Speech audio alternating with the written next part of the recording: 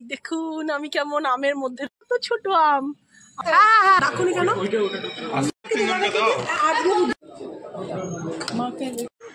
আমার হাতে হচ্ছে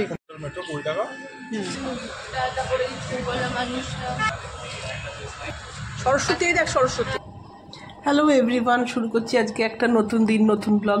আজকে আমি কথা বলতে পারছি না, তার একটাই কারণ, তখন সেই গলা ব্যথার প্রবলেমটা চলছিল, কথা বলা একদম বারণ ছিল, তাই জন্য আমি কোনো কথা বলতে পারছি না। ইশারায় আপনাদেরকে ওয়েলকাম জানালাম দিয়ে যাই হোক বাপের বাড়ি যাচ্ছি এখন।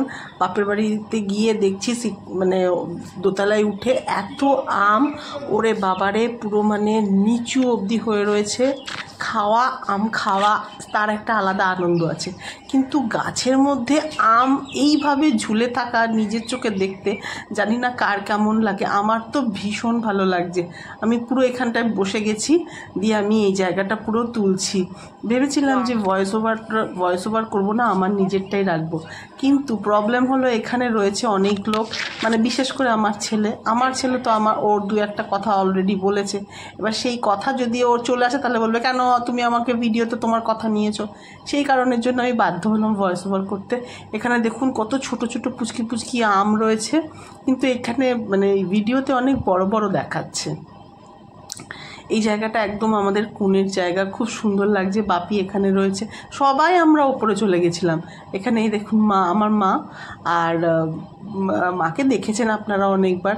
আমার ছেলে, বোনের ছেলে মেয়ে সবাই ওপরে ছিলাম। আর এখন ওয়েদারটাও বিকেলের দিকটা তো সন্ধে সন্ধে হয়ে এসছে, খুব ভাল লাগছিল দেখতে।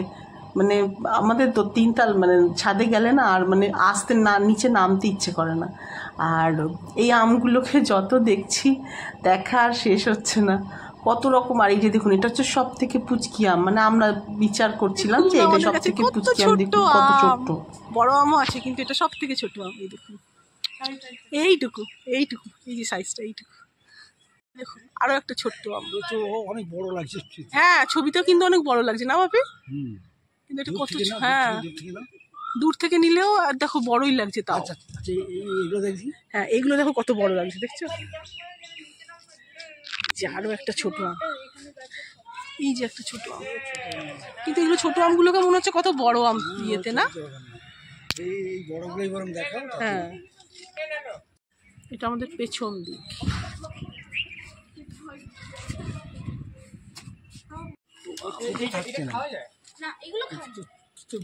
হ্যাঁ ভিডিওতে যখন বড় হয়ে যাচ্ছে,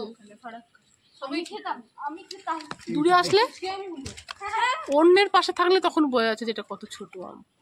এটা আমাদের লিচু গাছ, ছোট ছোট যখন লিচু হয়েছিল তখন আপনাদের দেখাতে পেরেছিলাম। তারপর তো যেতেই পারেনি, আমি অসুস্থ ছিলাম, ছেলের পড়াশুনো ছিল, ছেলে অসুস্থ হয়েছিল, অনেক কারণের জন্য যেতে পারিনি। তাই বড় লিচু আর আপনাদের দেখাতে পারলাম না। দুই একটা লিচু হয়ে রয়েছে যদিও, কিন্তু এবারে একদমই লিচু ভালো হয়নি, সব লিচুগুলো হয়েছে আর ফেটে গেছে।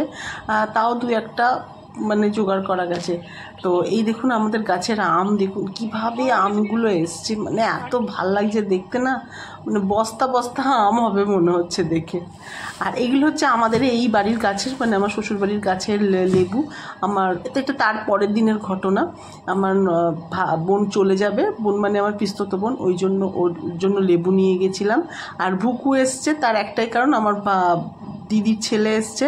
দিদির ছেলেকে দেখে ভুকু দৌড়াতে দৌড়াতে এসছে। ভুকুকে না সত্যি আমরা কিছুতেই মানে কুকুর বলে গণ্য করতে পারি না, ও আমাদের ঘরের একজনই হয়ে রয়েছে। আর এখানে সব ভাই বোনেরা রয়েছে, ওদেরকে দেখানো যাবে না, সেই জন্য।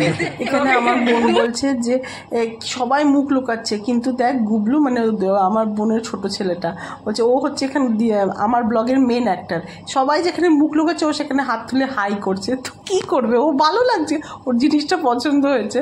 তো আমরা সবাই খেতে গেছিলাম, তাই সেই খাবারগুলো কি সব শরবত দিয়েছিল, আমি অত নাম বলতে পারছি না, বলতে পারবো ব্লু লেগুন ছিল মনে হয় একটা, আর একটা কিছু ছিল কি মোহিতো, একটা কন্টিনেন্টাল মোহিতো, এরকম কিছু একটা ব্যাপার ছিল।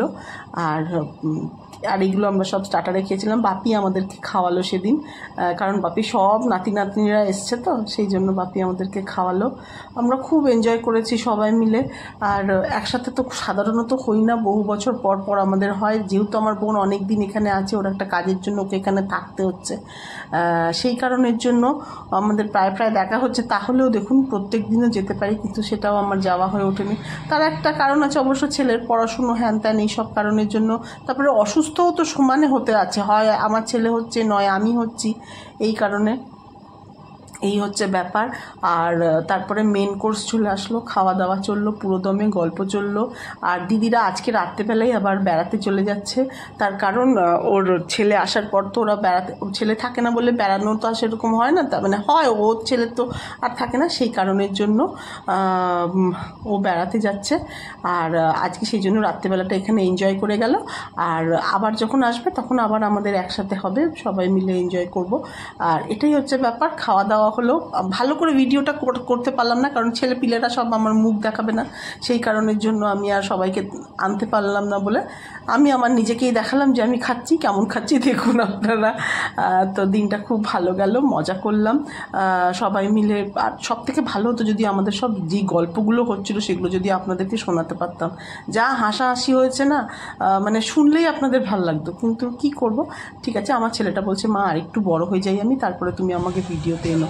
আর ও আসছে না বলে আমার দিদির ছেলেও আসছে না, আমার বোনের মেয়েও আসছে না, অথচ কিন্তু ওরা প্রোগ্রামে সব কিছুতে এসেছিলো।